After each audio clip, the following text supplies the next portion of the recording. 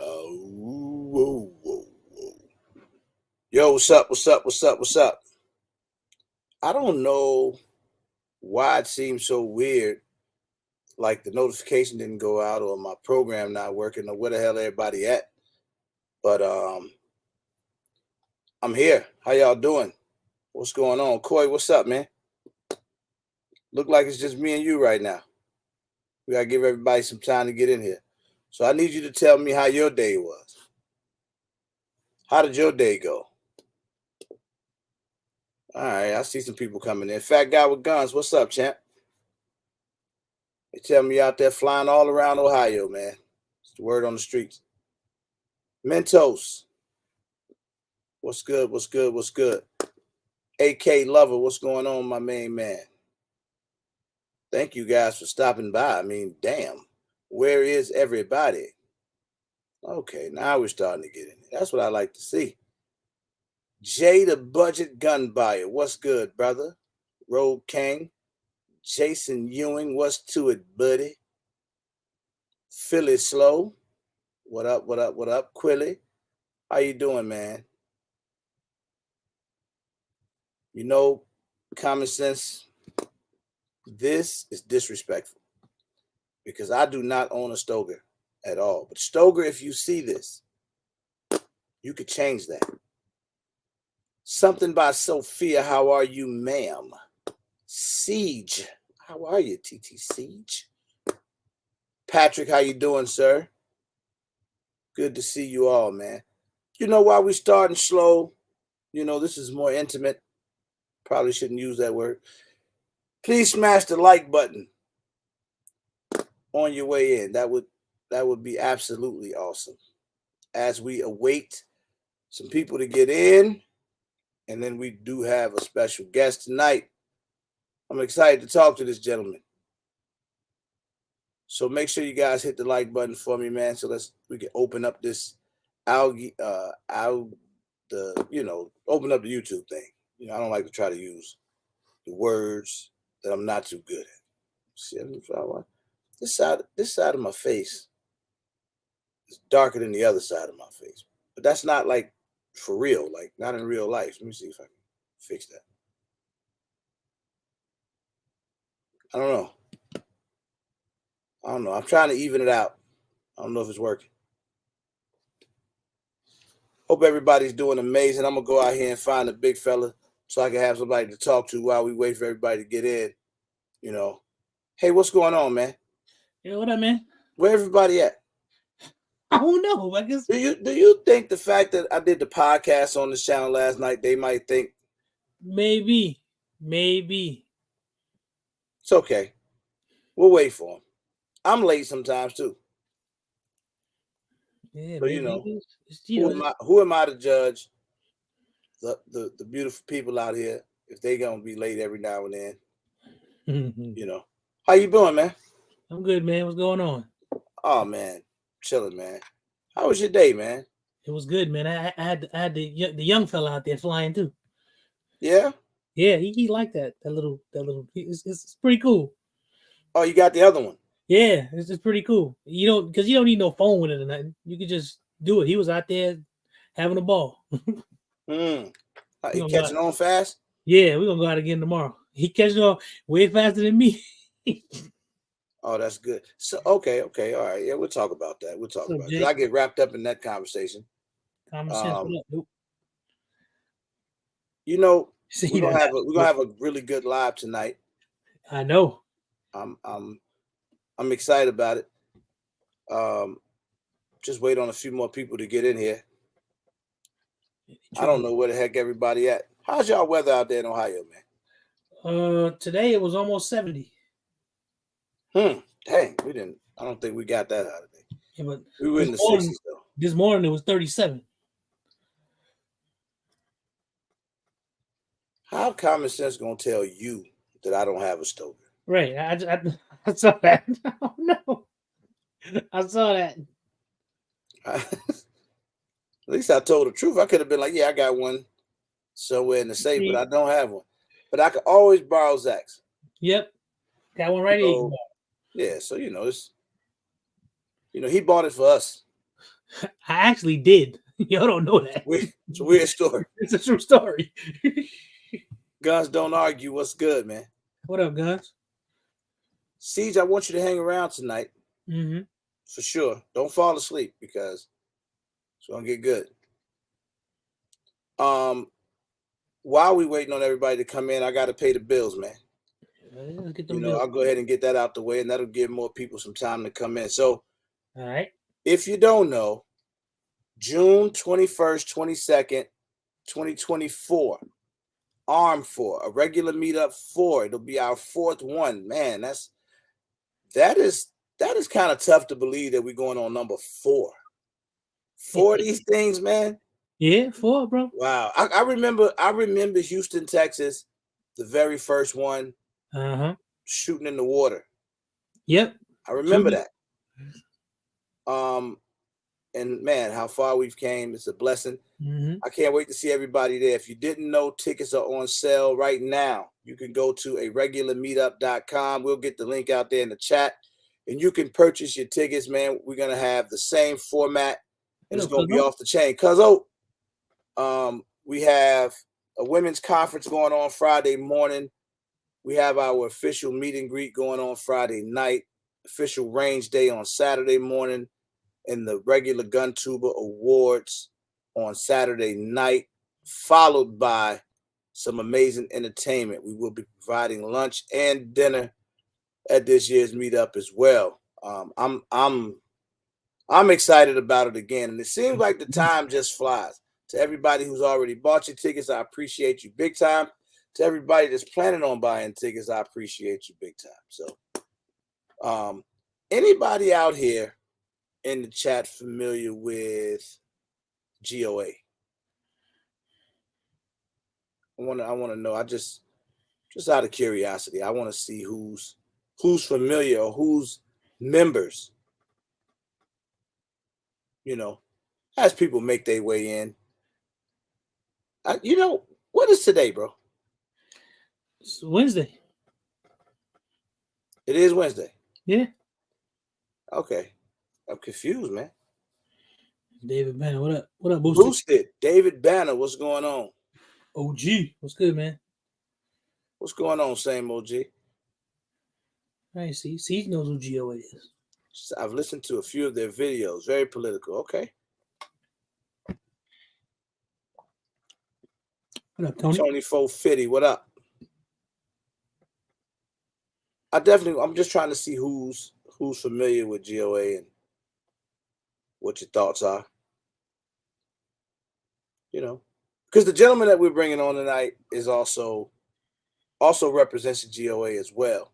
But he's got a amazing personal story on top of that. So I thought it was pretty cool to bring him on here and let's change up the, I guess, direction a little bit. Okay, Sophia says she remember. Okay. I know that there's quite a few people in the community that are members already. Booster said, I don't like any of the organizations. I just read that. Like, what's that all about, man? Tell me why, Booster. That's funny. Tell us how you really feel, Booster. Check. Okay. You still hear me, bro? Yeah. Switch my microphone. Okay. I don't know if it makes any difference. It sounds different. Better or worse? It sounds more space, like it's more space. I sounded closer before? Now that you're speaking up, it's different because whenever your inflection changes it. My reflection? No, your inflection, not your reflection, your inflection. Oh. I mean, they trying, Boosted. Well, I think it'd be a great opportunity for us to, ask questions, right? Because people have questions. I think that if there's something that you were considering or not considering, but concerned about in regards to G.O.A or the organization itself, tonight would be a great night to pose some of those questions. Yeah, And I'm not going to make our guests wait too long. I was trying to wait for more people to get in because usually by this time there's quite a bit more people. Mm-hmm. But it's okay. I think people will come in as we get moving. All right. So I think we are going to bring our guests on here shortly. I'm going to give it about 5 more minutes, and then we'll bring on Mr. Stephen Willeford himself. That's right. Ask All questions. Right. So look though, I'm gonna talk some gun talk to you real quick, Okay. but I don't want you to tell nobody. Okay. I'm only sharing this with you, bro. I won't say nothing. I took my Glock 20 apart, like really took it apart, and this is what I'm attempting to do. Right. I'm attempting to change out the mag release button. Mm-hmm. But inside the Glock, it's got this weird spring. Oh. The spring looked like a little stick, like a metal stick, not like a normal spring.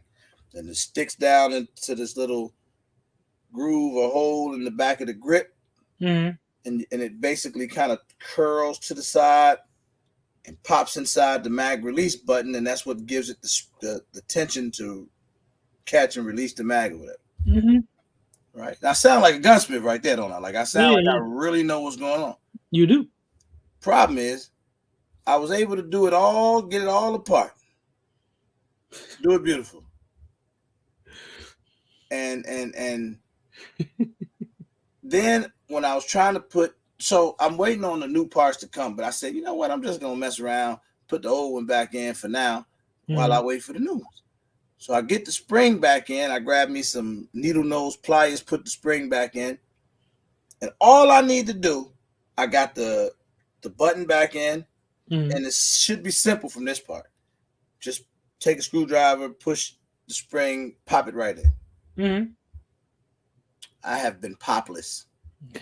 You've been popping it in, and it ain't popping. 2 days I've been popless. Like I cannot push that spring back in there, man. Wow. What's that booster said?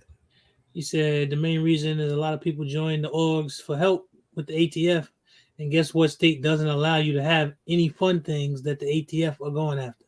Oh yeah. Fam, what's good? Hey, fam, share the live for me. I don't know where everybody at, but we're gonna go ahead and bring our guests on, man. And people, I'm sure we'll get quite a bit more people in here before tonight's over. All right, but I want to get this thing going. So, with no further ado, we're gonna bring in our guest, Mr. Willeford himself. I hope he's ready. I hope he got his hair done. There he is. What's going on, young man?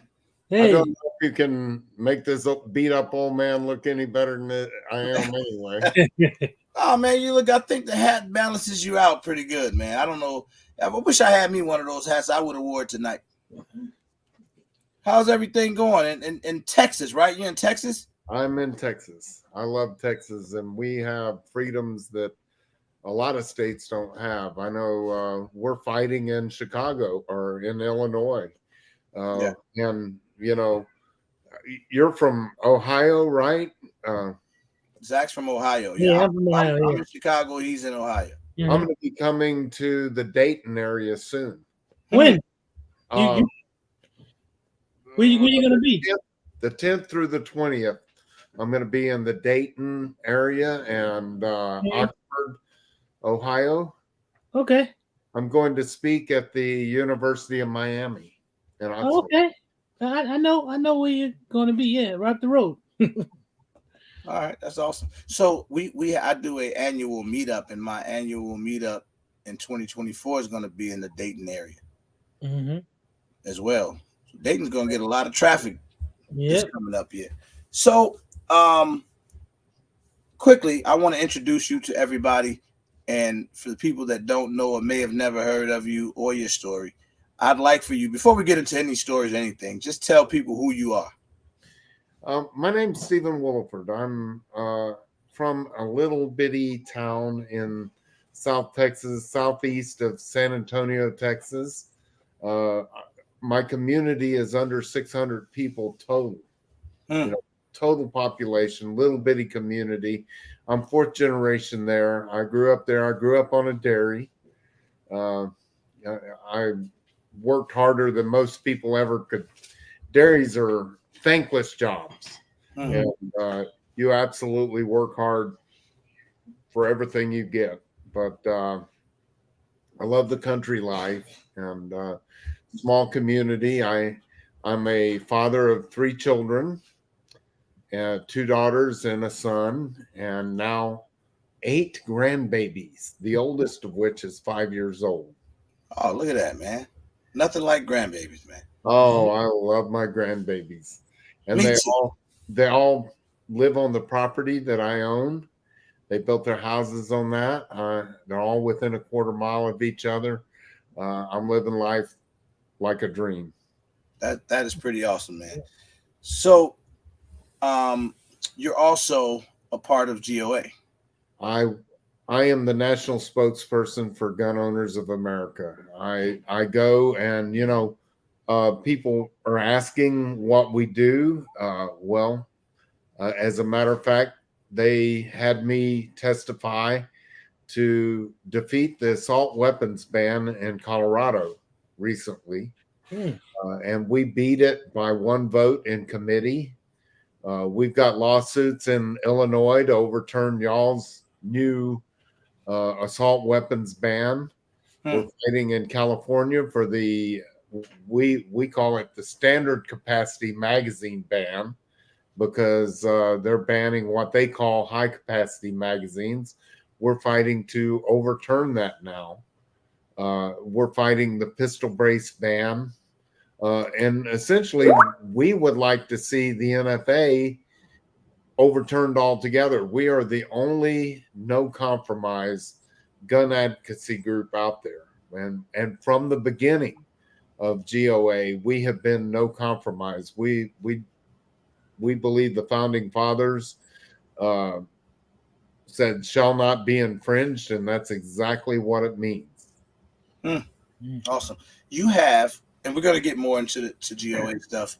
You have a personal story that I know you gave me a little bit of it when we were in Georgia there. And I thought it was so interesting that I wanted to bring you on the live stream and allow you to tell the story for people that may not be familiar with it. And if you would, I mean, take your time and tell us your story. So in 2017, November 5th, 2017, I stayed home from church that morning. I normally attended a church about 40 miles away. And I stayed home that day because I worked for a hospital as a maintenance plumber. And I was going to start an on-call on Monday morning. And I decided I needed to rest up for that on-call because I knew I was going to work anywhere from 20 to 30 extra hours that week, because I'd be getting called in midnight, 1 o'clock, 2 o'clock in the morning, and have to return to work and fix plumbing emergencies. Excuse me. So I decided that I would stay home from work that day and get some rest. And my wife said, since you're staying home, I'm going to go help Rachel build her house. Rachel's the younger of my 2 daughters.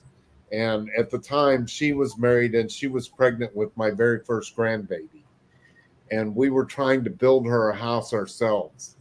And my wife's the most amazing person you'll ever meet, because she reads a book on how to do something and she just does it. So that day she went over to work on Rachel's house and was taping and floating walls. My oldest daughter was engaged to be married and had moved back into the house with us because she didn't want to spend money to, sign a new contract on an apartment. And then when she got married, she'd be stuck with another contract. So she moved back in with us. And that morning she was washing dishes at the house and she heard gunfire.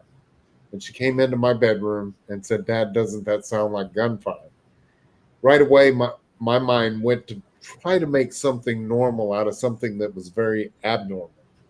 And I said, it sounded like someone tapping on my window. And I went and I opened the curtain to see what was out, and I couldn't see anything. She said, come into the kitchen.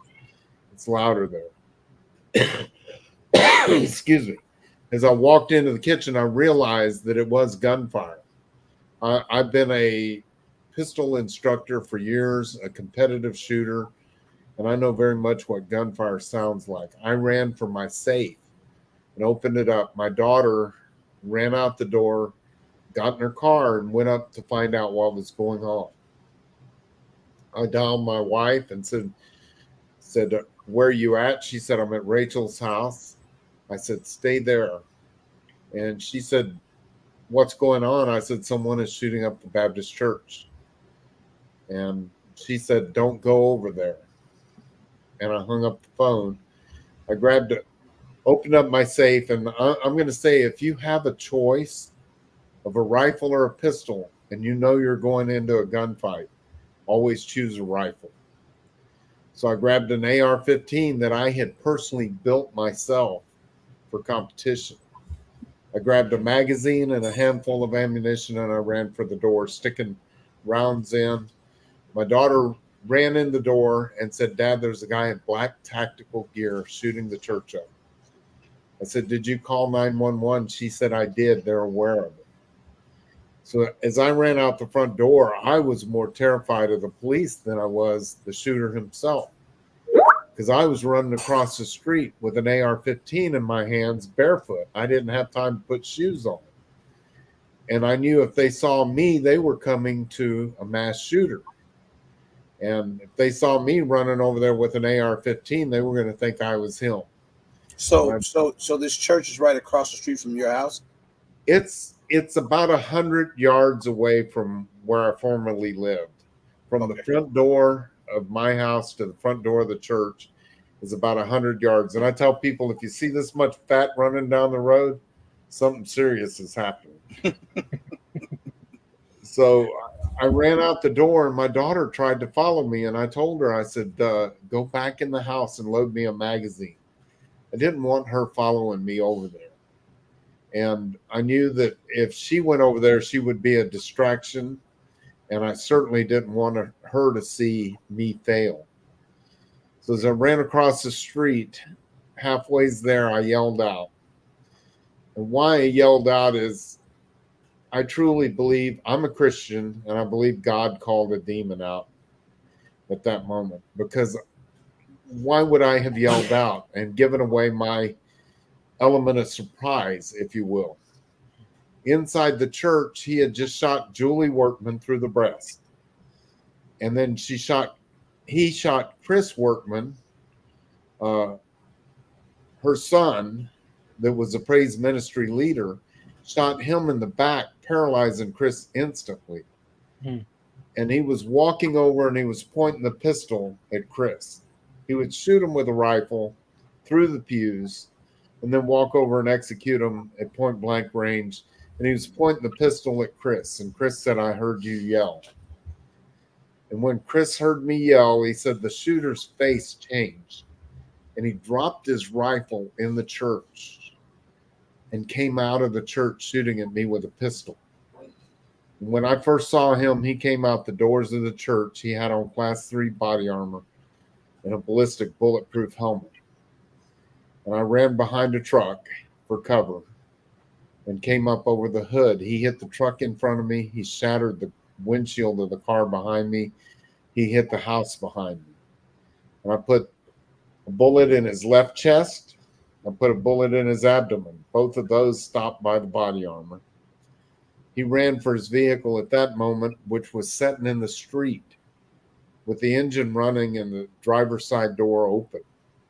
And when he turned to his side, he exposed his side, and I put a bullet between the plates, high in his side, and I put one high in his legs. He was able to get in the vehicle and slam the door. You know, Joe Biden said he's going to teach police officers to shoot them in the legs. That doesn't work. He got in his vehicle. He put 2 more shots through the side window at me. I put one through the window and it busted across his forehead right underneath the rim of his helmet. He accelerated, he turned the corner and was fleeing as fast as he could. But by the time I got in the middle of the street, he was 150 yards away. I put another bullet through the back windshield, shattered that. The police say that bullet went through the driver's side seat, hit him right at the left shoulder blade. And he topped the hill and out of sight. And I was thinking, it can't end this way. He's getting away. It can't end this way.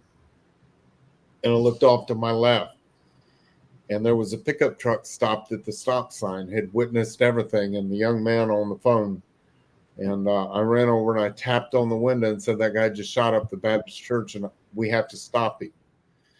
Every sane person in this world would have just stomped on the gas and left me sitting there at the stop sign. But this is Texas we're talking about. We're not known for sanity. So next thing I heard was the locks come open on the truck. I climbed up in the cab of a truck with a redneck, just if you can, white Western hat, big feathers sticking out of the hat, a longhorn skull tattooed in the middle of his neck, and the horns ran up underneath his ears. And I climbed up in the cab and and he took off running, chasing, and we were doing 95, 100 miles per hour down the road, splitting cars, chasing the guy. And we chased him 11.6 miles, and he went off into the bar ditch. And Johnny pulled up. I didn't know Johnny's name at the time, but Johnny pulled up, still on the pavement, with his front bumper even with the guy's rear bumper. And this guy had a street sign in front of him, a curb sign. And I thought, man, he didn't even leave himself an out. And I opened the door with my left hand and stuck the rifle through the window. I was going to step out and use the door for cover and step out and re-engage him. And he accelerated, he hit the sign, and he went right back up on the road. And he went another 3/4 of a mile up the road. And this time he swerved off to the left, through a fence, and out into a field about 50 yards and stopped. And I told Johnny, I said, just stay in the truck, stay down. He didn't have a gun. He wasn't, just stay down. And I got out and I put my rifle over the hood of the truck. And I started yelling rude obscenities. Get out, you piece of garbage. Get out, get out. It took the police, by their estimations, 5 to 7 more minutes before they got there. I'm standing there with a rifle over the hood of the truck and thinking, where are the police? I never wanted to see red and blue lights more in my life. Yeah. Finally, I heard off to the left-hand side, driver, get out of the vehicle with your hands up. I turned and looked to the left, and he said it again. He said, driver, get out of the vehicle with your hands up. And let me tell you, if you're ever in an incident like this, you don't want any mistakes. He may not know who you are. He wants to go home. So I laid the rifle on the hood of the truck, and I started back to the back of the truck with my hands up, palms out, fingers as far out as I could get them, started walking to the back of the truck. He looked at me and made eye contact. He keyed the mic again. He said, not you. And I ran back over to the hood of the truck. I picked up the rifle again. Apparently, that 911 call we were on, they knew who I was.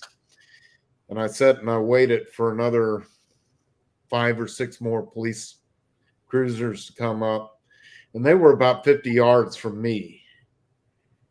And I waited for them to come up. And then I pulled the rifle off the hood of the truck and I laid it on the toolbox on back behind the cab. And now I'm trying to get my feet in the shade.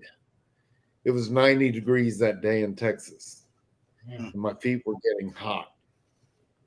And so I'm trying to get my feet in the shade. And again, they set up a police line about 50 yards from me.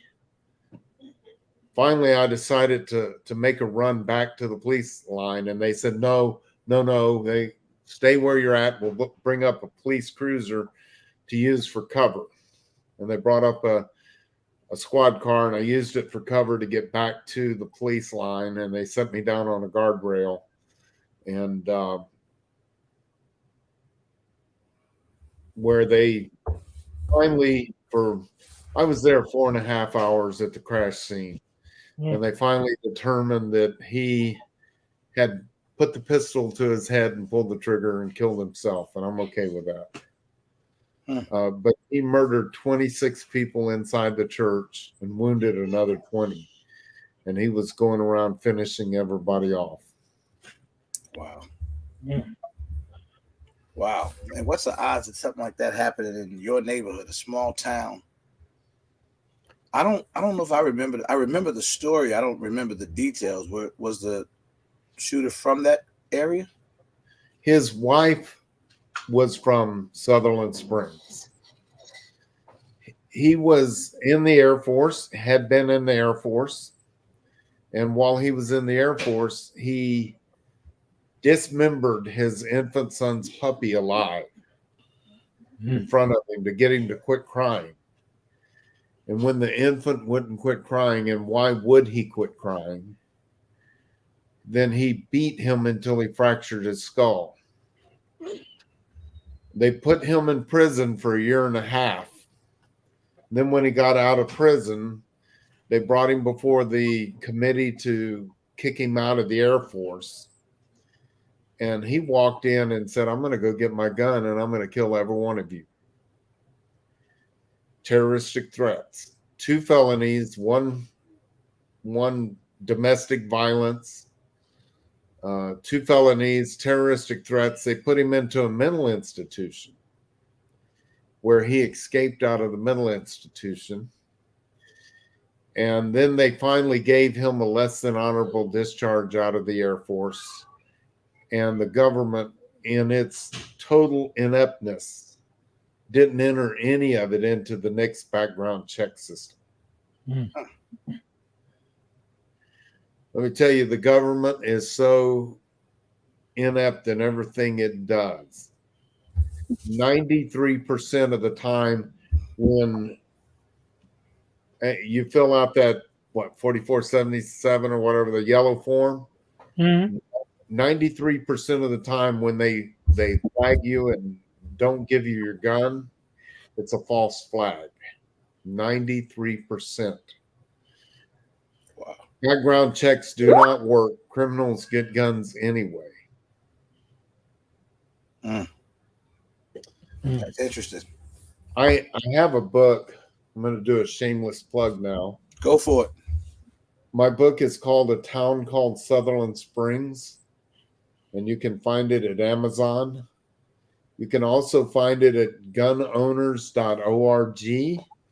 And if you go to gunowners.org, please go and sign up with Gun Owners of America.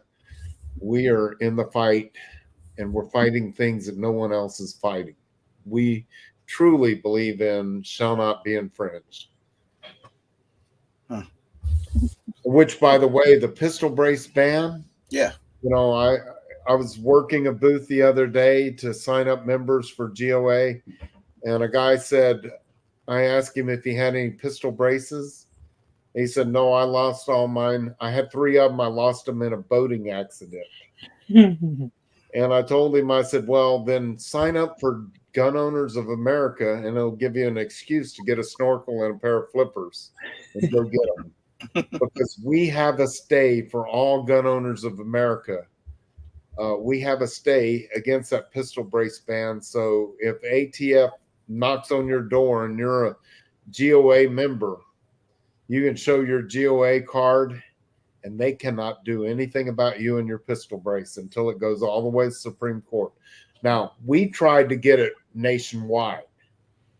We asked for a stay for the whole nation. The judge said only for plaintiffs, and plaintiffs means G.O.A. members. There's also the Second Amendment Foundation did the same thing, and they got the same stay. And also the Firearms Policy Coalition did also. Us 3 groups are the only 3 groups that legally can own pistol braces right now. And we're fighting it all the way to the Supreme Court to get it done for everybody. Now, I think, I don't know if you and I spoke about this. Now, is this something where people, if they were G.O.A. members, and not just for the brace, but just to be in the fight, but either way, speaking on the brace, did it have to be prior to the injunction? No. So the way our lawyers looked at what the judge said, the judge didn't put a date on it. He didn't say present G.O.A. members. He didn't say past G.O.A. members. He said G.O.A. members or plaintiffs in this. So the way our lawyers look at it, if you join G.O.A. now, then you become a plaintiff in this lawsuit. And so you are exempt from having to worry about your pistol brace until this makes it to the Supreme Court and beyond. Because we truly believe we're going to win this. And make no mistake here, we are for overturning the NFA Act, and we have a patch. One of our patches says, "Save a puppy, abolish the ATF." We are for abolishing the ATF unapologetically, and I can say this in public because we mean it. Nice. Somebody just asked that question. If I join today, am I covered by all injunctions? You are. And how much is membership? Well, membership is $25 for an annual membership. We have a Patriot membership that will put you on the list, and you give us the information, and we would withdraw $25 a month if you so desire. Or a life membership is $1,000 for life. One time, $1,000 for a life membership. And so $25 for an annual membership is not much. And, all these people with pistol braces that are signed up now, I want them to remember that, who was fighting for them after we win it for the pistol brace ban and it goes away. I don't want you to just say, well, now I don't have a need to be a G.O.A. member anymore. I want you to remember who is fighting, because lawyers are not cheap unless they're cheap lawyers. And we have good lawyers that are fighting that fight. I want to read this comment. I thought it was interesting. So this gentleman says, ATF agents would say, "Oh, you're a member of the G.O.A. Well, I want to rescue you. Just have a good day. Give me a break. They're going to arrest you." I think that's what it means. They're going to arrest you, and then you'll have to fight it in court. Well, I'll tell you what just happened here in Texas, because they did arrest 2 G.O.A. members. And if you look up C.J. Grissom, years ago, C.J. Grissom was walking down a rural country road with an AR-15 on his back here in Texas, and that's totally legal in the state of Texas. Police pulled him, stopped, and took him to the ground and beat him and took his rifle away. C.J. Grissom won a lawsuit against the state of Texas. He used that money to go to law school and became a lawyer for gun rights. And just recently, the ATF arrested 2 Texans with pistol braces. And C.J. Grissom represented them, forced the ATF to give them back their guns. And the first thing they did is they gave them their guns back without the pistol braces. And C.J. Grissom said, "Oh, no, we have a stay on that. We demand the pistol braces." And he forced the ATF to give them their pistol braces back, and he filed lawsuits, and now he's suing for a false arrest. So they gave them their guns back and their pistol braces back, and they're going to give them money because they got arrested too. So the ATF got a little bit of a lesson right up front. And you can look up C.J. Grissom and his story and who he is. And now, again, he represents people. He represented these 2 G.O.A. members pro bono. And he only gets money if he gets money from the ATF for false arrest. Okay. What about FRT ban? GOA members are covered too, right? Asking for millions of friends. I think I just heard that, but I'm not positive about that. The armed attorneys, and that they do a podcast also. The armed attorneys just said something about that, and I think GOA members are part of that also. But I'm not positive, so don't get me. I don't want to lie to somebody and say, yeah, if you. But I think there's a stay that just happened with the force reset triggers. Yes.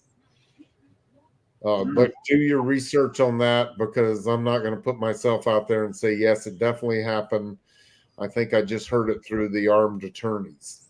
But yeah, we are fighting that. So someone's asking, do you get a membership card with GOA? Yes, you do. Okay. Yes, you do. A bright red membership card saying GOA member. Right. Absolutely. That's interesting. So I want people, we're going to get the link out here because I would rather, because it's going to be a lot of comments, and I would rather guys be able to come in and ask the questions if they choose. You know, the pistol brace, I think people would be a little leery about that. I think, you know, I can see some of the comments there. I see people, how would you prove you're a member? Again, you prove you're a member with your membership card. Yeah. Okay. You know, and that's it. You know, you're a member, and you're covered with everything that, you know, we're fighting the frame and receiver ban. We're fighting, again, like I say, right now we're fighting in Illinois to get the latest assault weapon ban overturned. We're fighting Prop 114 in Oregon. We're fighting all over the spectrum, from state to state, all the way to the federal government. We're fighting with the Attorney General of Texas. We passed a Suppressor Freedom Act, is what it was called, saying any suppressor made in the state of Texas, sold in the state of Texas, and does not go over the borders of the state of Texas, the federal government cannot ban, regulate, or confiscate. And we are fighting that in the courts, taking it all the way to the Supreme Court too. Because the federal government, if you look at our Constitution, has no power over the states except through interstate commerce clause. So if Texas builds a suppressor and it's stamped "Made in Texas" on it, they should not be able to regulate it at all. Mm. Huh. And we're fighting for that. Someone was asking about New York earlier, and I can't remember his exact question, but it was something. We just got a red flag law overturned in the state of New York. Said it was unconstitutional and got it overturned. So yes, we're fighting in New York too. Okay.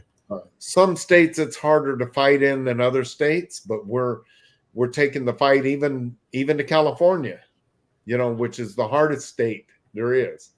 But New York is very close behind California as far as being a hard state to fight in, but we're taking the fight to that too.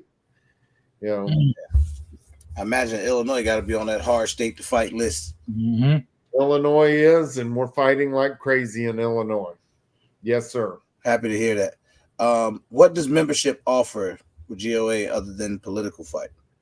Well, you don't get a nice, pretty magazine for your money. You don't get that. What you get, first off, is when you sign up and you give us your email, you will get email blasts to let you know what's happening in your state and your community and where you can go to fight it, or the good things that you can go and promote, when to go down to your capital.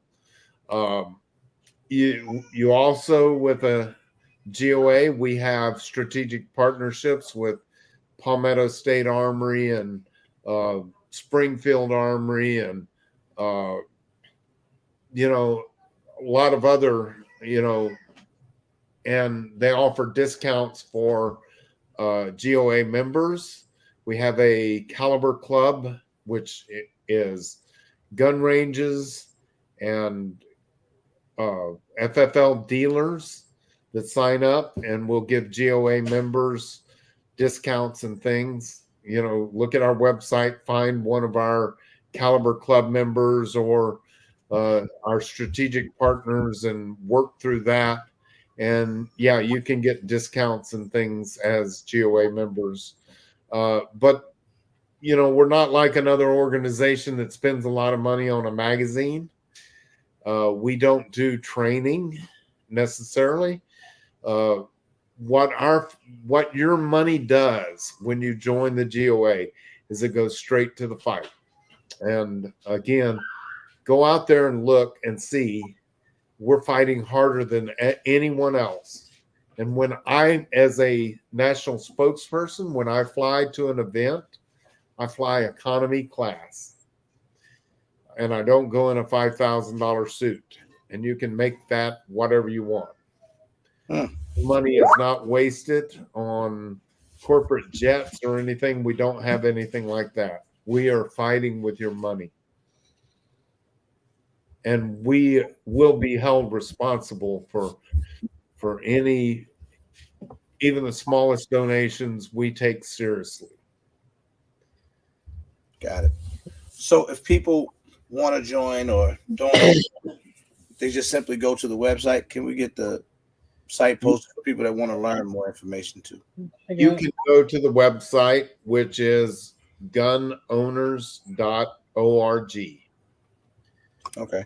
Gunowners.org is our website, and you can go and when you look around, it'll have annual membership, Patriot membership, and life membership. Click on whatever membership you want and sign up. Okay. What was the name of your book again? Someone's asking. A town called Sutherland Springs, and Sutherland Springs, Sutherland Springs. Not a lot of people spell it SOTH. No, it's SUTHRELAND. Something like that. Sutherland Springs. So John Sutherland was at the Alamo when the Alamo was attacked. He was the founder of our town. Okay, let me see. Sutherland Springs, Texas. I was gonna join G.O.A. until I seen they haven't done a thing to fight the communist gun control laws being passed in Michigan, but was quick to fight New Mexico recently. Any thoughts on that?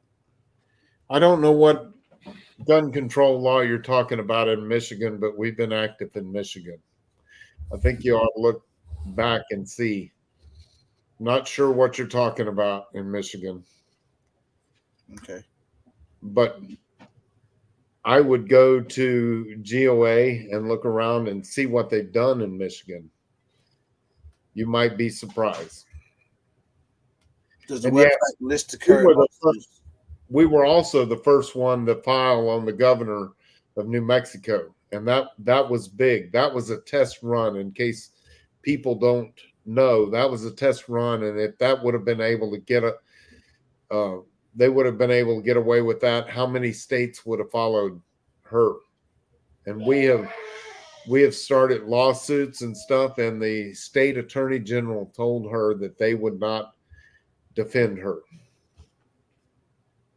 And they have on the website. They have different with it involved in different state legislation on the website. So the whole section is actually pretty detailed. Okay, that's pretty awesome. You might be surprised what we've done in Michigan. I can't speak directly to that because I can't keep up with every state. Is Antonia Okafor still on the G.O.A. board? She is. She is one of our rock stars. She heads up our women's group called Empower. And she encourages women to go out there and get trained. and she has spoken in Congress, U.S. Congress, very well spoken, very smart, very beautiful young lady, and G.O.A. is proud to have her as an employee of G.O.A. We're gonna bring her on this show one day. Antonio is a rock star, and I think your show I think you guys would love to hear from Antonio. Nice. Patrick says G.O.A. has fought in Michigan as well as supported many events that the gun food has been involved with. Awesome. Thank you. Let me see. What else did this gentleman have to say? Uh-oh, somebody's knocking at the door. There was at least 8 gun control laws passed in Michigan. Red flag laws, mag capacity, registering assault rifles, laws, everything locked in safes, to name a few. Man, welcome to Illinois. And I know you said Michigan, but well, again, and we're so as far as magazine capacity bans, right now we're on the cusp of getting it overturned in California. We have won it, and then and it gets real complicated from there, but they did an unprecedented thing. It was supposed to go back to a 3-judge panel, and instead they kicked it directly past, and it's called bot or something like that. They kicked it right past it to a 7-judge panel, and they overturned the judge's decision to overturn the standard capacity magazine ban, and now it goes forward to the Supreme Court. All right. And if we win this one against California, it will overturn the magazine capacity bans nationwide. So that's part of, people have to understand that's part of what can happen. We can fight this at California level, and if it goes, and it's farther along at California, and if we fight it and we get it all the way to the Supreme Court and they side with us, then it matters to all states nationwide once it hits the Supreme Court. So essentially, when we're fighting this in California, it means something to Michigan and all other states too.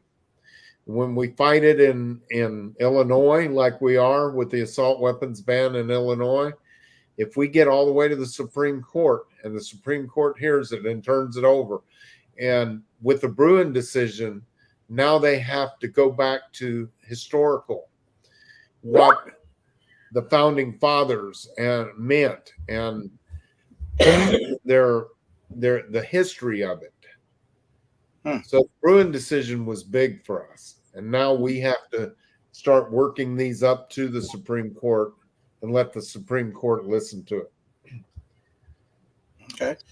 And right along with that, now we have to fight to get the right president in also, and stop some of this nonsense there, and start getting some judges appointed by the president. And there's where the president is really, really important, is the judges that have been put in place. And, I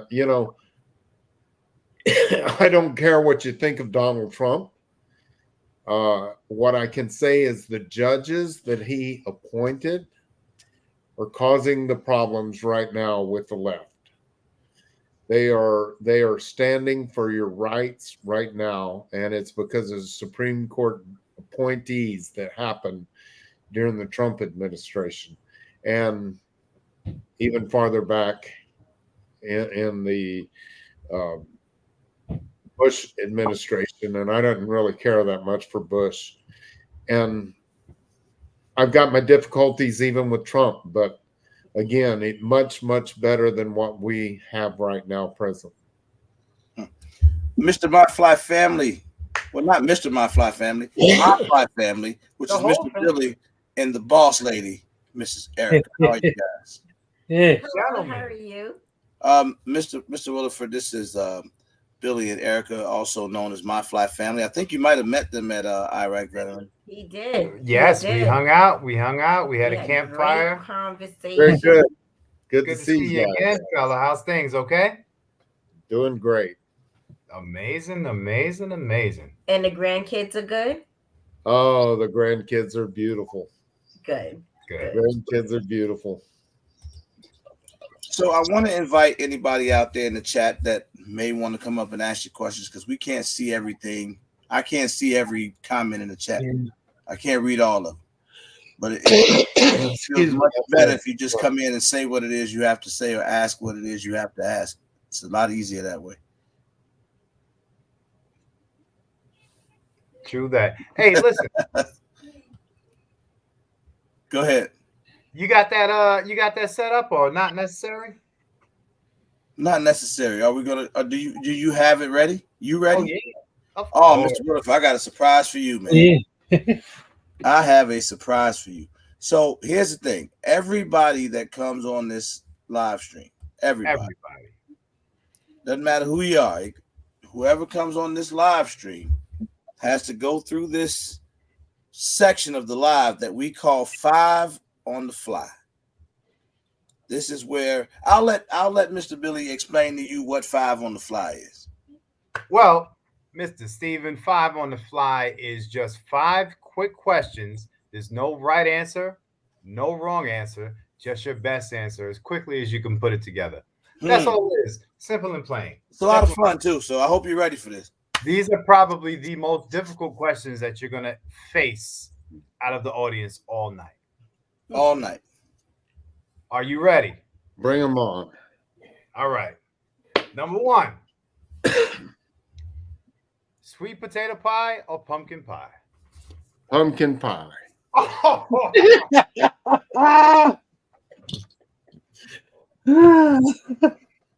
There you have Okay, it. we said no right or wrong answer. No right or wrong answer. All right, it felt wrong, but you said there's no right or wrong answer. All right, let's go. Michael Jackson or Jimi Hendrix? Jimi Hendrix. All right. I can rock with that. That was one of those. That was hard to go wrong, though. If you would have said Michael Jackson, he was still doing good. Well, Jimi Hendrix. I'm more of that style rock and roll than Michael. I mean, the hat says more Jimmy than Michael. Right. It definitely does. Yeah. Okay. Well, what else? I mean, the man strung his guitar upside down and played it upside down, left-handed. What can you say? I should have said Jimi Hendrix or Joe Cocker because I'm a Joe Cocker fan myself. But I'll go with the Jimmy. That's okay. That's okay. We got it, Jimmy. All right. Indoor range or outdoor range? Outdoor range all the time. Come on. Yeah. Come on. 5 on the Fly. What was that? Here it is, brother. If you're not moving and shooting, then you're practicing marksmanship, and that's not going to help you in real world. And you can't move and shoot in an indoor range. I hear that. All right, that was serious, right? That was serious. All right, this is a tough one. I like tough ones. When you sit down at your Thanksgiving table to enjoy a meal, can mashed potatoes be considered a side? I'm going to tell you, if there weren't mashed potatoes, my wife would have a fit. But me personally, I do not eat mashed potatoes. Yeah. That kind of was all over the place right there. Yeah. There is too much other good stuff out there during Thanksgiving than to worry about mashed potatoes. God damn it.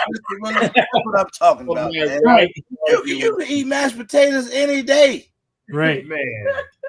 I don't know why I like mashed potatoes so much at a damn Thanksgiving dinner. Well, that's my wife. If it doesn't have mashed potatoes, there's a problem. He really thinks mashed potatoes is holiday food. We argue about this all the time. Mashed potatoes is something you get at KFC or Popeyes or something. Mashed potatoes is every day, but when you're celebrating Thanksgiving, I don't need them. Right. All right. Well, there it is. I like. All right. I got one more. I'm going to throw in the bonus one real quick. Sorry, that's all about food, but it's very important to us. Now, this quick, easy argument, and I hopefully you've had experience with both. New York pizza or Chicago pizza? Chicago pizza. Oh my God! Where you find these people? Give this He's man a a round of Texan. applause, He's please. a Texan. He These are knows, Texans. but he knows his pizza. He travels all over the country, and he knows who has better pizza. I believe him. I don't want to talk about it anymore. Great answer. That was an awesome answer. So this last question, it's tradition for us to have a regular gun guy go ahead and ask this question, and this is probably the most important question of the night. And he's a Texas guy, so this is going to be good. It should be good. All right. I'm worried. Well, first part of the question is: do you eat grits? Yes. Why do we have so many food questions? There's a lot of food Really, questions. you're making me feel fat, and I'm not. So anyway, it wasn't an easy Well, one. you're not Out. fit. Hey, I'm from the South. You eat grits. I heard that, Erica. So, what do you put on your grits? Nothing. I just eat grits. Just like that. I can live with nothing if that's what it is. Nothing. We're just waiting. You see how quiet we got? We're just waiting. If I've got an egg there, I might bust up my egg in my grits and just kind of stir it around. But that was weird. I could take that. No, that's common. I mean, grits and eggs is okay. Right. Listen, that's okay. He gets the thumbs up here because because he didn't say something. Anything but sugar. Right. Oh my God. This is what we look for when we ask that question. Because some people, some Northerners, feel that it's okay to put sugar on grits. Hey, if that's not the weirdest thing in the world, that's almost like putting ketchup in cereal. Well, that is weird. Now I'm going to talk about my father then, because he did some of the strangest things. One of his very favorite foods, he would take cantaloupe and put gravy and sauerkraut on it. God damn, Mr. Will. I almost kicked you out. Gravy and sauerkraut on cantaloupe? I'm going to kick you out because of your daddy. That was unbelievable. Man, you need to try it. All I can say is you need to try it. I will never try that. I have a hard time when people put hot sauce on mangoes and stuff like that. I don't get it, but hot sauce goes on cantaloupe and sauerkraut. Wow. I'm gonna try it. And gravy. Any type of particular What gravy? kind of gravy? Beef gravy? What difference do it make? Gravy do not go on cantaloupe, man. Steve. I don't like gravy though. You got some nerve. I can't bring mashed potatoes to Thanksgiving dinner with you, but you gonna serve some damn gravy and cantaloupe.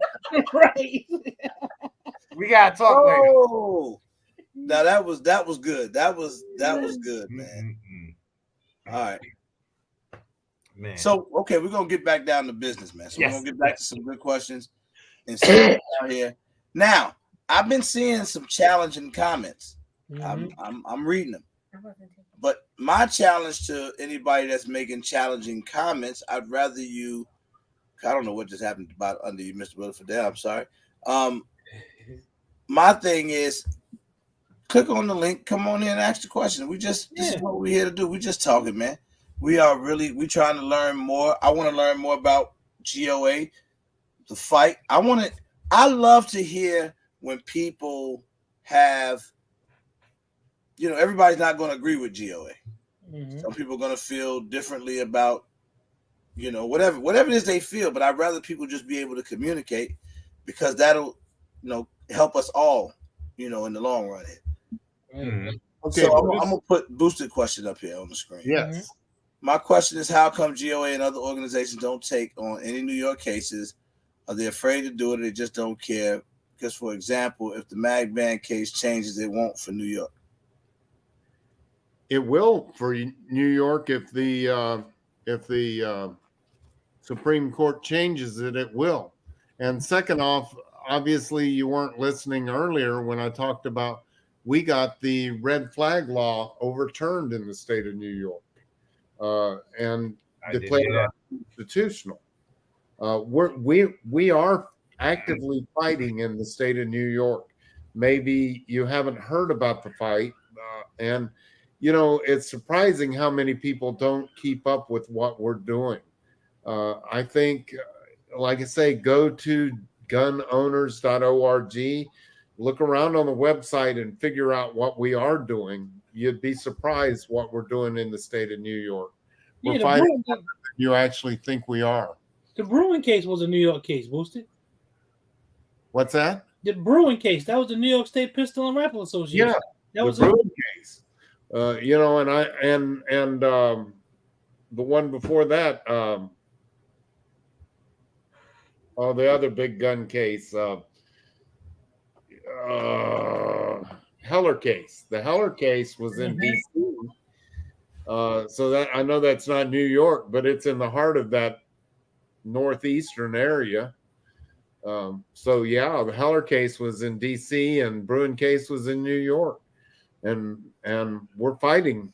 Yeah. Again, please, if you're from New York, get in the fight with us. Go down there to the Capitol, and like I say, if you join G.O.A, we'll let you know when we're fighting and when you need to go speak up at the Capitol.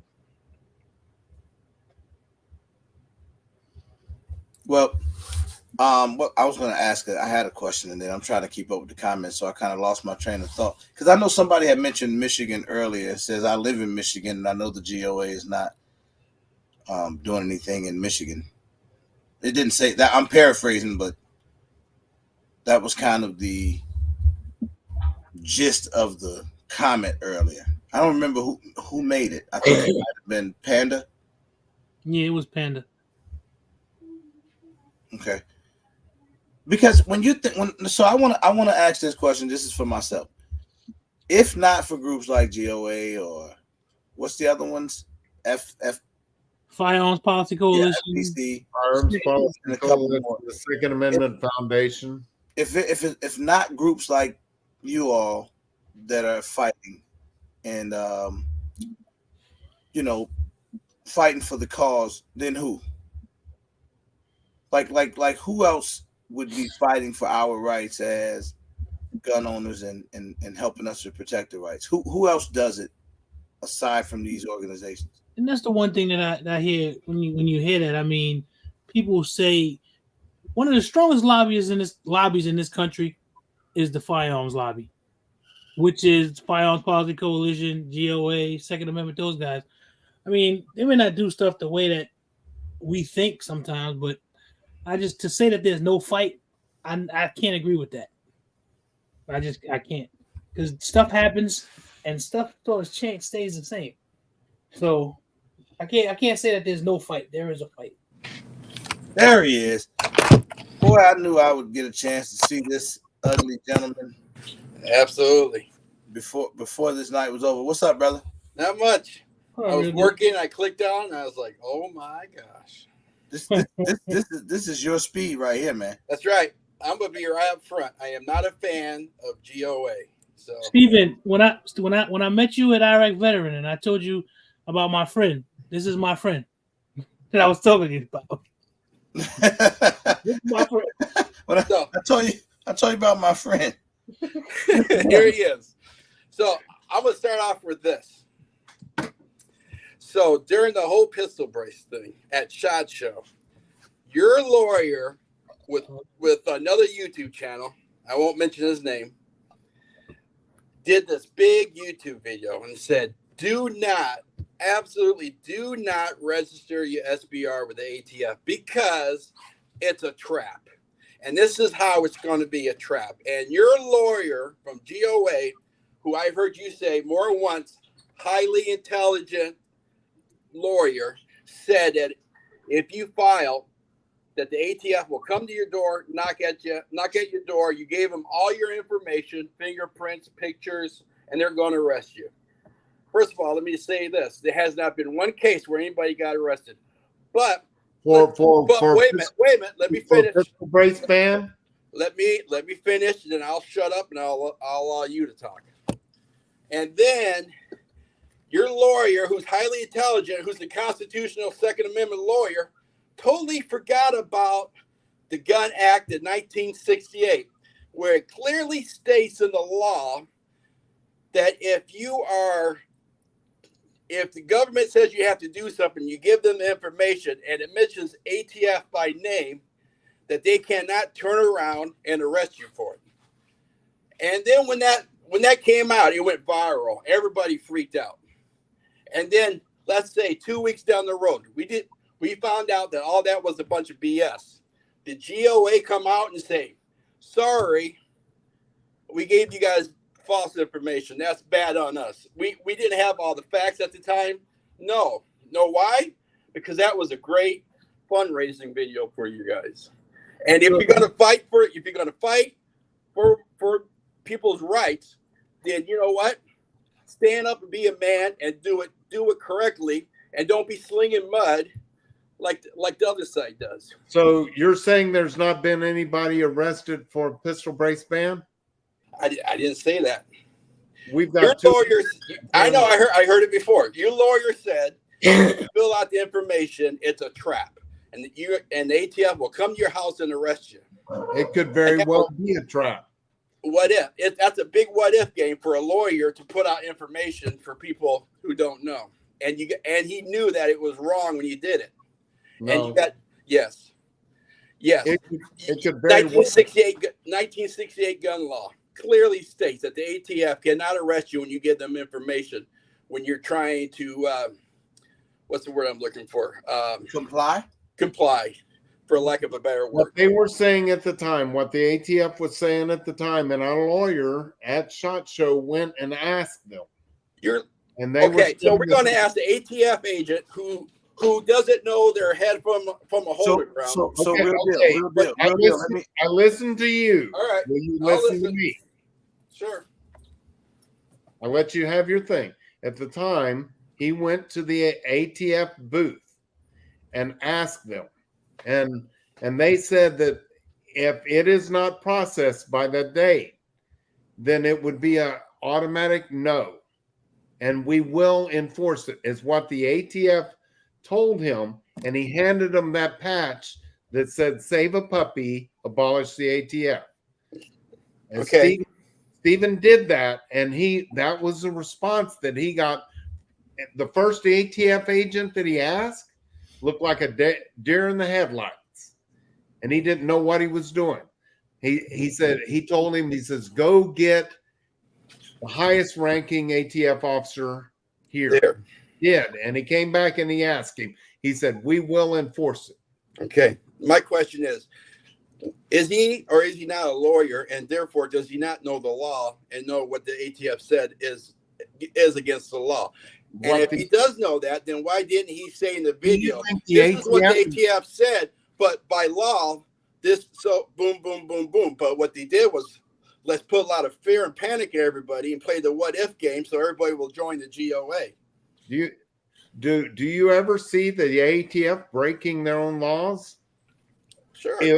If they didn't break their own laws, we wouldn't have a problem with the pistol brace ban to begin with. Well, first of all, if you're going to be a lawyer and come on YouTube and say you're going to give out advice, then give out the best advice you can, and don't play the what if game to get people to join your organization. Well, that's your opinion. But again, the ATF, if they didn't break their laws, there wouldn't be a pistol brace ban to begin with. If they didn't break their laws, there wouldn't be a bump stock ban. There wouldn't be a frame. That was Trump. There wouldn't be a frame and receiver ban, because none of this went through Congress and none of it is a law. Exactly. But if you're going to come on YouTube and represent yourself as a G.O.A. lawyer, then you give out the facts and you don't play the what if game and try to panic people to become members, because all that is a fundraiser. Let me ask you a question, Real Deal. I understand your gripe with that specific situation. Overall, and Mr. Willeford is our guest tonight, so I want to at least, pay that respect to him. However, do you believe that the GOA is legitimately in the fight? I believe they're in the fight. Do I believe that the GOA is more powerful than me? Absolutely not. And why do you say that? Because I'm very active. I call my people. I go to gun rallies. I can do stuff. I don't need GOA to do that for me. And you know what? And guess what? Oh, go ahead. I'm sorry. I didn't mean to cut you off. You know what? If everybody in this nation would stand up and go to the Capitol on their own, there would not be a need for GOA. There would not be a need for the Second Amendment Foundation. If everybody that believed as you did would stand up on your own and go and do that, we would not need any of these organizations. But the thing is some people work for a living and need us to go to the Capitol and represent them, need us to go to Congress. I spoke before Senate, the United States Senate. I've been out there. I spoke before Colorado to prevent their ban. And if everybody that believed like you did had the time to go and fight the fight, maybe we wouldn't need to. Well, I guess I need to go get a job, and then maybe I can join the GOA. I don't know where that came from. Saying, that was a knucklehead. Listen. Well, I have a job. I think I'm perfectly fine standing up for my own rights. And let's talk about New Mexico. The reason why New Mexico is getting stuff overturned is because the people that live in that state are very active and they're making their voice heard. Now, you guys may have you may be in the courts. I'm not going to argue that because I don't know. I haven't looked into it. But at the end of the day, it's because the people are making their voices heard. It's not because of GOA. We were the first ones to file a lawsuit. Well, and again, in New Mexico, the state attorney general let the governor know that his office would not defend her on that. Yeah, but that wasn't nothing to do with the GOA. Well, that has to do with the GOA because we have a lawsuit against He did that because of their constitution and because of the Constitution of America. He didn't do that because let me. But it's not defending her against us. We're following the lawsuit. Let me jump in right here. Hold on. So, real deal, you know you're my buddy, but I gotta disagree with you. Not on your points. Your points is your opinion. I don't care about that. But tell me how does the fight? The more people we have fighting, isn't that better? Like, isn't the more people fighting, isn't it better? So even if you're fighting on your own, you don't think so? So, yeah. So all it is. So this is how it works. And correct me if I'm wrong. So somebody files a lawsuit against, say, so the governor said you can't have a gun. Somebody like me filed a lawsuit, and then GOA came and said, "Hey, we saw that you filed a lawsuit. We would like to represent you, and we'll pay for the case." So that's how you get your foot in the door to be able to go in court and fight. I'm not saying that's a bad thing. I'm just saying that everybody in New Mexico who stood up for their rights and screamed and called and did that is the ones who got stuff overturned. It wasn't because you jumped on somebody's lawsuit. Because you guys jumped on a lawsuit, is that great? Absolutely. That's awesome. But let's not try to take all the credit. The people in New Mexico's voices is what got the things going and got stuff getting overturned. So you don't think G.O.A, FTC, or any of these groups make a difference? They make a difference, but I sit here and listen, and we're doing this, and we did this, and because we did this, this happened. No. In New Mexico, it's because the citizens stood up and said, "We're not going to put up with this." Yeah, but here's where I gotta push back on you with that, because the way that this government works to do with money. I don't care if you're in the state, you're in the city, federal, or whatever. So if I'm just a guy by myself and I file a lawsuit, the weight there with me by myself isn't as much if I have a big group behind me who has money and members and everything that's going to help me push that thing forward. So to just say that the organization does nothing in order to help that, it's not that they're doing it all by themselves, but they do help because they have weight behind them in order to push something forward. That's where I'd have to disagree. Because I understand and you got the way this country runs, and it's about. You got to also understand that there are people that are amazing members of the Second Amendment community that don't have the passion, nor the time, nor the smarts, nor the dollar to fight for themselves. And then they deserve to get their rights taken away. Well, And no, they that- don't. that- They that right there- absolutely that don't. right there is disrespectful. They do not deserve to get their rights They taken away. don't. If you're not willing to fight for, if I'm a guy and I gotta work every your single day, rights, you don't and I deserve have to work. I have to work. I don't have time to go to rallies. I don't have to. I'm trying to keep food on the table, but I can send these people $5 a month, $25 a year, whatever, and they're out there doing the job that I can't go do. It's not. They don't deserve to lose their rights. They're doing what they can to try to be in the fight. If the only way for me to be in the fight is to give you $25 a But year, guess what? Maybe $5 Saturday a you month, need to wake then up at that's what I can 5, do. That's me pack in your the lunch, fight. and go to a rally instead of staying home and mowing your yard that day.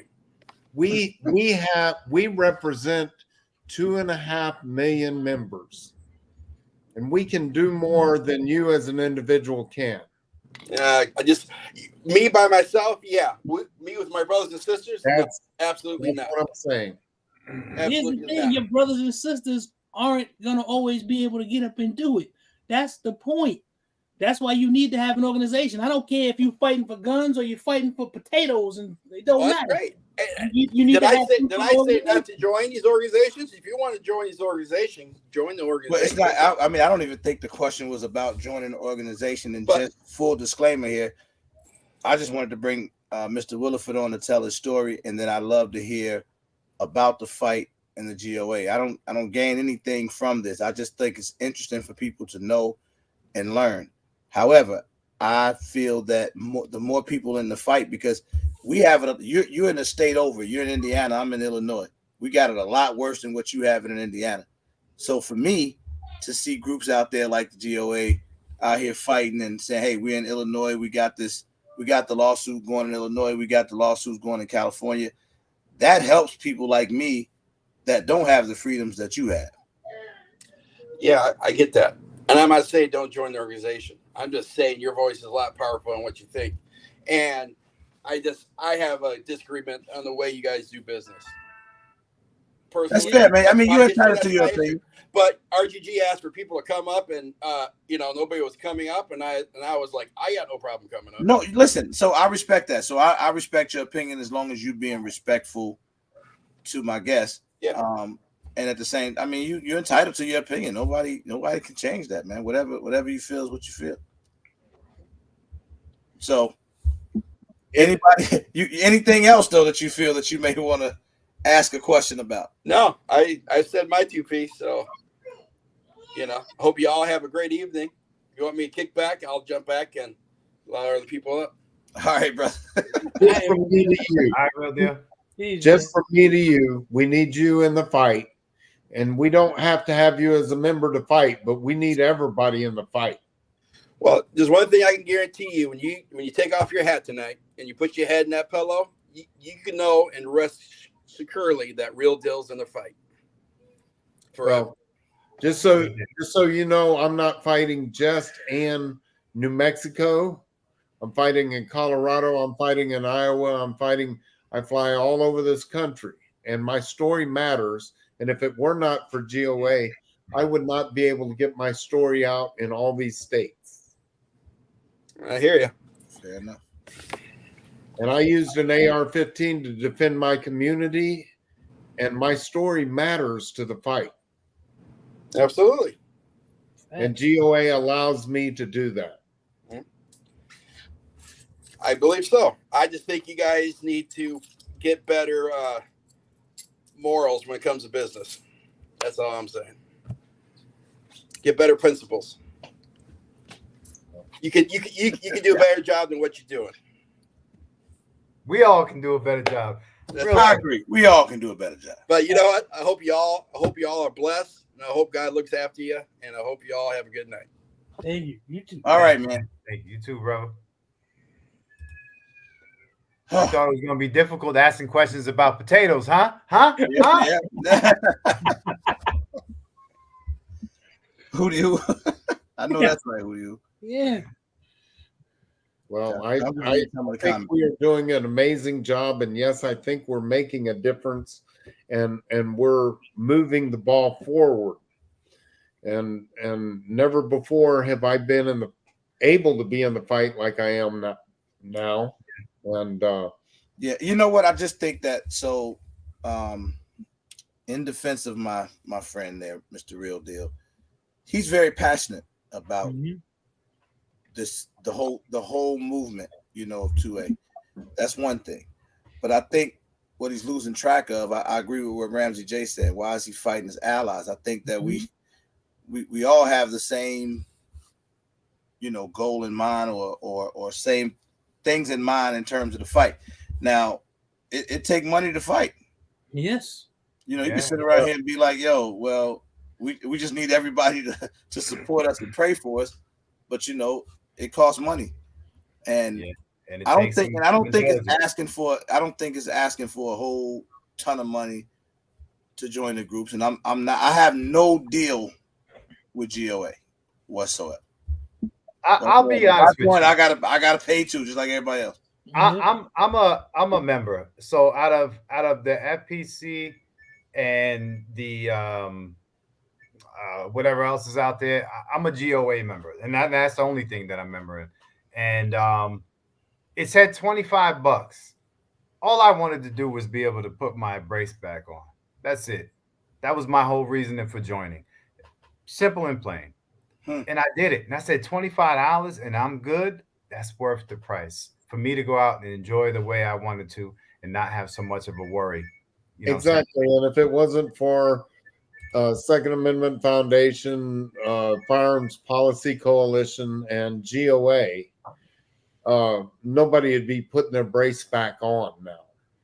And you can stand alone as your friend did and say, I go down there and I fight. But did he file a lawsuit? Did he get, without an organization, did he get the ability to put his brace back on and hold his head up high until the fight gets to the Supreme Court? It takes an organization like the G.O.A. to make that happen. Exactly, because that's not how politics works in this country. When you want to really move the ball, you need an organization to do it. That's just how it is. And you need money. Need 2.5 million members telling the ATF it's not happening that way. You gotta have money. Someone wants to know, do the G.O.A. publish their financial records? We need to see where the money is actually being spent. Please go check it out. Go check it out. See where the money's going to. Again, I'm not here wearing a $10,000 suit, flying a corporate jet everywhere. It's not happening. That would be nice. We are responsible for our members' money. Yeah, and I keep because Boosted, I keep seeing that comment. So here's the thing: if I try to go into California or I try to go into New York, those fights are extremely hard, and they're probably going to cost more money. If I go after the places where it's a little bit easier, and for me to go in and break that down, what I do is I start setting precedent in the state courts there and the federal courts. If I get up to the Supreme Court, because those things are a little bit easier. If I just take all my money and dump it into all New York, all Maryland, all California, there's a strategy to this too. And I have to believe that you wouldn't just take millions and millions of dollars and dump it into a place such as like California or New York, where the fight there is different because that state is against what's going on. You have places where the state is actually for guns and they're gun friendly and stuff is being imposed on them, and it's easier to fight there in those states than the places where the state is against what's going on. Not just the feds. There's an issue with the state. Boosted, what do you do? He's in New York. I want to know, what do you do in New York yourself to be in the fight? What up, Mike? Because I think it's tough to put everything on when you put all the pressure on one group, right? You're gonna need multiple groups. You're gonna need more than just the 2 million plus members of G.O.A. You're gonna need a lot more manpower to make these changes happen. I'm a member. I'm a life member of NRA, a life member of Second Amendment Foundation. I'm a life member of TSRA, and I'm a life member of G.O.A. The reason I work for G.O.A. is because I believe we're making the biggest difference, and we believe in no compromise at all. And that's what we believe, and that's why I work for G.O.A. is because I think we make the biggest difference out there. And with my story, I could probably work with any one of them. And again, I believe in the shotgun approach with all of them. Join all of them, for goodness sakes. Booster, you say I donate to certain groups. For example, what groups? What groups do you, if you don't believe G.O.A. is doing anything, or whoever you don't believe is doing anything, who do you believe is helping? Maybe you can give some insight to others. I don't know, man. New York is tough. New York, I feel your pain. I know Illinois is tough right now. We are fighting in New York. We are fighting in Illinois. We filed a lawsuit in Texas we're helping a young man that's 19 years old and got delayed because of the Safer Communities Act. And when he got delayed to buy a shotgun, we filed a lawsuit with him because he was delayed. A right delayed is a right denied. And we got a plaintiff in Shiner, Texas. It's the Fifth Circuit Court, and the Fifth Circuit has, with the pistol brace, has agreed with us, and now we're moving it forward. Michael Cargill is here in Texas, and Michael Cargill's the one that's moving the bump stock ban forward. Texas is taking the fight to it, and Michael Cargill's an individual just like your friend. He wasn't G.O.A. or anything else. He just had the money, and he decided he would fight the bump stock ban. He owns a gun shop and does a radio station there in Austin, Texas. Michael Cargill's a great guy, and he's pushing forward that bump stock ban, trying to get it overturned. Good kudos to him. As a matter of fact, G.O.A.'s not directly involved with him, but doing what we can with him. Okay. Yeah, that's what it is. I mean, you don't. You don't die on every hill, man. You don't die. The object is to win the war, not just die in every battle. And that's what that's strategy.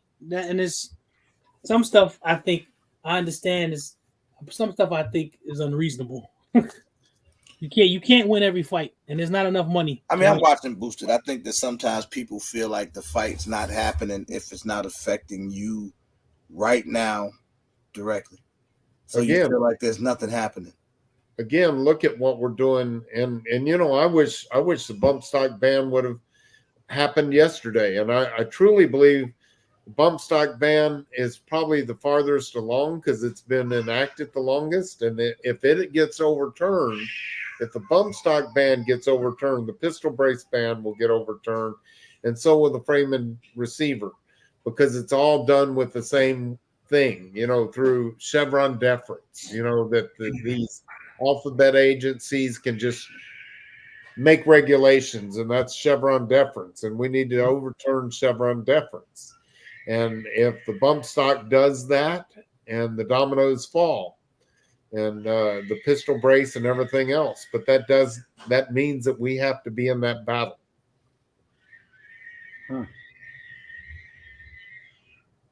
Certain cases. Is that the grandbabies? Yeah, that's a grandbaby crying. Well, I hope I ain't gonna say I hope my grandbaby ain't, because they was here. That would have shocked me on a school night. I miss them though. Got me thinking about grandbabies. But no, I think they're trying to train him to sleep in another room now because my daughter's with another one. So they're trying to move him into his own room, and I'm sorry about that. No. You guys, you're in several different fights. I see. That's yeah. Makes sense. I list because when you say, like he says, well, that stuff doesn't help. The fact of the matter is that this stuff doesn't happen overnight. The laws didn't get passed overnight, and it doesn't. Stuff takes time. A precedent has to be set. And then what's happening now is the Supreme Court is making rulings, and do you know that there are states that are ignoring what they're doing or trying to sidestep around it? It's not an easy fight. And if you pay attention to it, like I do, it's not. because I thought that they did that when they the last decision. I was like, oh man, everything is gonna be sweet. No, what happened is the states decide, okay, we're gonna do this and we're gonna make it harder and we're gonna try to step around the decision. And some states ignore it. This is the first time in history I've ever seen states ignore what the Supreme Court said. But it's happening. What can you do? Well, again, it's gonna take everybody getting active.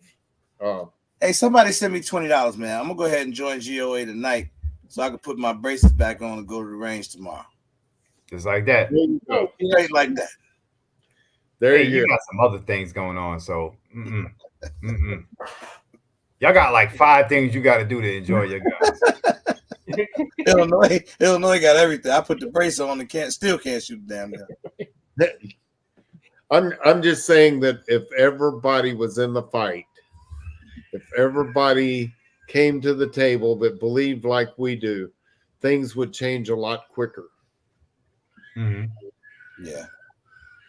Yeah, I like what C's just said. Many cases need Supreme Court rulings. States then find loopholes. Yeah, that's what happens. That's what they did in New York. So they won the case. The New York pistol rifle, they won the case. And you know what New York did? They said, okay, that's fine. We're going to allow you to be able to do it, but it's going to cost you this much. It's going to take this. You got to do it. They start putting roadblocks. They start putting roadblocks up to go around it. It's like it's not cut and dry. People think it's just cut and dry. That's not how it works. The sensitive places now. Exactly. It's not a cut and dry thing. I wish it was. I wish you didn't have to register your guns and do all of that. I wish, but that's not how that works. It's a fight for a reason. Like I'm saying, you can't win every battle, and the object is to win the war. You can't die on every hill. And where to fight. You got to know where to fight. You got to know where to fight, where to bring the fight to. You said if I call. Wait, I was late. So if we're a G.O.A member, can we rock the braces? Yes. Yeah, that's according to the ruling. Yeah, if you Second Amendment Foundation, Gun Owners of America, and Firearms Policy Coalition, you are part of that injunction, and you are supposed to be able to use your pistol braces. And personally, join all 3 of them. And then when the ATF comes to your door, bring up all 3 cards and say, go away. Yeah, but look, I'm a member of all of them. Keep it moving. Keep rocking. Pick which one you want. Which one you want and go away. How long does it take to get your card from G.O.A? Boy, I couldn't tell you, but it'd probably take 6 weeks, 6 to 8 weeks, maybe. To get the card? I'm still waiting for my Firearms Policy Coalition. So the good thing is that they do email you like a digital membership. Sure. You can get an email and prove that you're a member. Exactly. Oh, okay. That's what I did with FBC. I got in touch with them. Was like, hey, where's my membership card? They got back to me. Like, listen, it's because of you'll get all kinds of emails right away to let you know where you can go to fight, what you need to fight, and how to help with it. And that's part of the thing is know when to show up, know when to sign up, know what bills they're listening to at the moment. Somebody literally just sent me $25 to join G.O.A.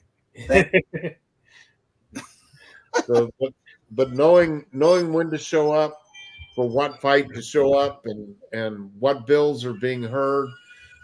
Man, state of Texas, I signed up at like 7:30 in the morning, and I testified so many bills, and I didn't get out of there until 1:30 the next morning. Finding the bills down on the floor, and they brought in all the families from the Uvalde shooting. They lost children and stuff, and tried to pass laws that wouldn't make any difference. and they marched them all up there, and you know, they all told their stories, and it was heart-wrenching. It really was, and I cried with them. But out of everybody that was there, I knew what it felt like because I went through it myself. Mm-hmm. And to realize that penalizing 18 to 20-year-olds where they couldn't buy a gun was not the answer. When we take 18 to 20-year-olds and we sign them up into our military, we give them an M16 and an M1 Abrams tank and send them to a foreign country to defend our freedom. That's not the answer. You know, the shooter in Sutherland Springs was 27 years old. The one in Vegas was 60-something. It's not a matter of maturity. It's a matter of mental health. You know? See, the legal opinion on that is out there to read, because the guy who did the one for the braces is the same guy who also wrote the same judge who wrote the opinion on the FRTs. It's the same. He did the opinion on both, so it's out there. They're pretty lengthy, but they're out there to read. Mm-hmm. If I'm a G.O.A. member and I get arrested using a pistol brace, are you going to pay for my court fees? No. No, but at least you have a case. Mm-hmm. That's the honest At least you have a case. Honest answer. Yeah. If you don't join G.O.A. and get arrested, That's your ass. Right. Yeah. You got nothing to stand on. That's interesting. That's interesting. Both ways to look at it. It's not. It may not be the best, but it's something, because there's something out there. There's an opinion by some federal judge somewhere who said, "Hey, no, you can't do this. I'm putting the stay in," and the stay is still there. It's going to be there until they kick it up to whatever appeals court or Supreme Court. honestly, we tried to get the stay for the entire nation. We weren't do it just for G.O.A., and neither was the Firearms Policy Coalition or the Second Amendment Foundation. We were fighting for the whole nation, and the judge just saw it that way. And I read part of the opinion though on both of them, and he really said some real strong stuff, because he actually compared the pistol brace and the stock. He was saying that neither one of them changed what a pistol is. You got to read it. See, usually the language in it was real strong. It was some of the strongest language I've seen anybody talk about it. So and straightforward too. Yeah, real straightforward. And the judge says that we are likely to succeed in our lawsuit too. He said we are likely to succeed when it reaches the Supreme Court. Mm-hmm. The judge realizes it. And it happened both in the Fifth Circuit and other circuits too. So. Yeah, it's true. And it being a split decision in other courts means that the Supreme Court will have to address it. Mm-hmm. So it's a long fight. It's not a short fight, guys. It's a long fight. And see, that too is a perfect example of why G.O.A. tries to stop before it gets put into place, tries to fight in the legislation to keep things from going into law to begin with. And we couldn't fight this one to keep it from going in because the ATF just made a decision. And it's not their decision to make. I wonder why that's never been like addressed, like on a national level. Like I always hear that too. Like the ATF can't make laws, and they shouldn't be able to make. They did, bro. That's what the whole case was. The last one with the New York Pistol and Rifle Association. That's what it's basically said, that the executive branch doesn't have power to create law. That's what that whole thing was about. Mm-hmm. And it's overreach. That's what the Supreme Court said. That's what they ruled. So just remember when Barack Obama said, now I have a pen and a cell phone, I can make these laws without the legislation. that has to do with Chevron deference. And it went back to Chevron deference, meaning they decided that it was okay for these alphabet agencies, the EPA and ATF and all these alphabet agencies. They said, oh, you can interpret what the law is now. And that was incorrect. They do not have the right to interpret law, especially when it comes to interpreting it to where you would be put in jail if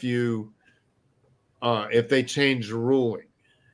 And that's not what Chevron deference was supposed to have done. And they are also looking at Chevron deference in a lawsuit against the EPA, deciding that someone's stock tank, that they couldn't do away with their stock tank because now it's a navigable waterway. And so Chevron deference is going to be heard in another situation too. And if Chevron deference goes away, then that limits the ATF, the EPA, and all these other alphabet agencies from just making decisions and changing things. And that's all through Chevron deference. And I've been watching some of that. It's the basic rules of our government. You have an executive branch, you have a legislative branch, and then you have the judicial branch. And basically, the judicial branch is really the main branch that can check everybody. Well, the executive branch can't make laws. Now that's why a president can make an executive. They'll make they do an executive action. The next president will come behind them and just throw it right out because it's not a law. Only the legislature can make laws. That's the way the country's legislature is the only one that makes laws. The judicial branch, basically, the judicial branch is just there to make sure that the laws that are created adhere to the Constitution. Right. And if you're a constitutionalist and a purist, that's what the Supreme Court is supposed to do. The left likes to say our Constitution is a living, breathing organization, can change. No, the Constitution was never meant to change with the times. The Constitution is timeless and it stands as our supreme law in this nation. That's what makes it unique. Man, this is good. This is good. I like this. I would definitely emotional. No, I mean I think it's good stuff, man, because a lot of people are emotional because of what they're dealing with in their individual states and what we're all dealing with overall, when it comes to this.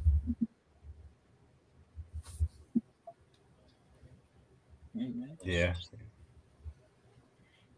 I mean, it's a fight. That's that insurance talk again. Yeah. Don't play with Siege on that insurance. That's the other soft spot in this community. Insurance. Insurance. I hope you got some insurance. Get you some damn insurance. That's what she said. No, this has been good, man. Mr. Willeford, I hope we didn't overwhelm you too much. No. It's what I do. That's what I do. And I think your friend's wrong. But at least what I can say about him is he's out there in the fight. And get out there in the fight. And if you can't get out there in the fight, join G.O.A. or one of our other organizations. Get out in the fight, be representative.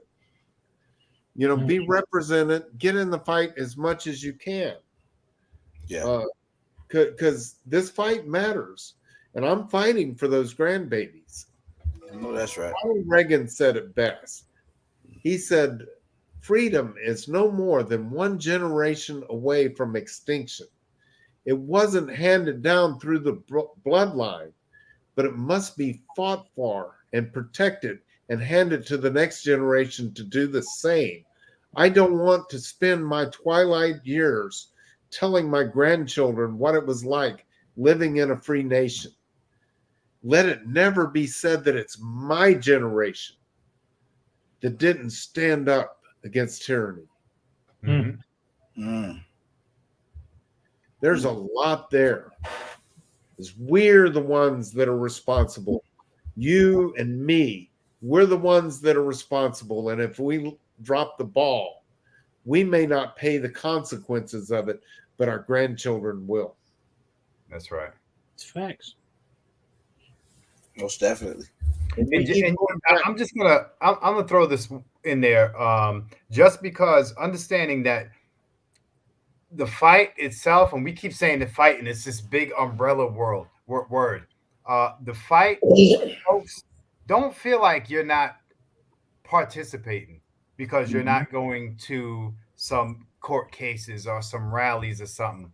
If you're clicking on these channels to support these content creators and these lives that allow space for the Second Amendment to grow, you're part of that. You're part of that fight because you are creating and driving the interest and the passion, just by being in the chat, just by commenting on the screen, simple stuff like that, man. That's part of it. So you ain't got to be out there with no picket sign, to be part of the fight. Go out to the range, go shoot a gun, go buy a gun. Buy a gun. There you go. You said it. Go buy a gun. Go shoot at the range. Go join USCCA or Right to Bear, or and get some insurance to protect you in case you defend yourself. Firearms legal defense, or get out in the industry. Participate in competition. Share your passion with your neighbors, your friends. Find someone that wants to be trained and does not know. Go get a youth and take them shooting and teach them good practices. There you go. Because that it takes a young person out hunting, because that's our future.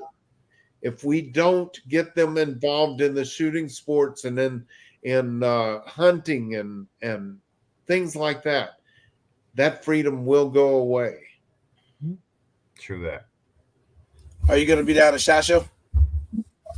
I'm going to be at SHOT Show. Okay. All right. Awesome. Well, I'll be out there signing my book. Yeah. Zach, did you get your book signed? My book was. I got the last one that was signed. I got the last one. That's all right. How you get the last one and he gonna sign another? Well, no. At the table there, at the table, he was over there talking to the gentleman on the firing line, and I went there to get the book. That's why I didn't get to see him before I left. And that the last signed book he had on the table, I bought it.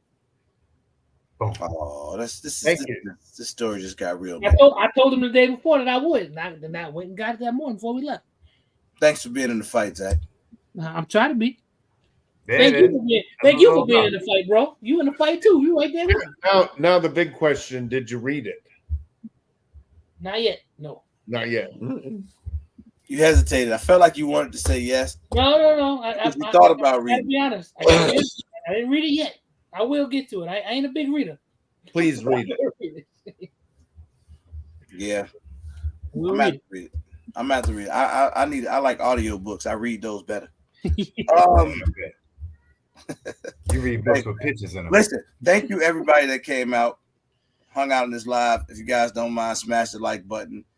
And this is different for me. I don't usually do lives, on these topics, or because I don't like when people start getting emotional. But I'm starting to like it more and more because don't put sugar on grits. Exactly. I'm glad you come on, man. Steve, we were this close. We were this close. Out of this. But no, man, this was good to me. I like this, and I appreciate you taking out time to come hang out with us, man. You could have been anywhere else in the world, but you chose to come hang out with us. I also think no matter which side of the fight you're on, if you agree with G.O.A. or any of the other groups in the world, you must agree that Mr. Willeford's story That's right. is absolutely amazing. Yes. Regardless of what group you belong to. I think his story is amazing, man. And I appreciate you sharing it with us. You know, he was telling me some of his story at Iraq Veteran. I kind of cut him off. I'm like, I don't want to hear it. I want to hear it fresh when everybody else hears it. And that was dope for me right there. So that was a good experience. So that's it for me. If nobody else has anything else, we're going to cut this live short. Mr. Willeford, I'll talk to you backstage off the live. And everybody else enjoy, man. I'll see you all on Friday night. We're going to get back to the really, really fun stuff. Not that this wasn't fun, but we're going to make it more fun. We're going to do some trivia with Billy on Friday night. All right, y'all. So I'll talk to everybody on Friday. All right. Excellent. Peace.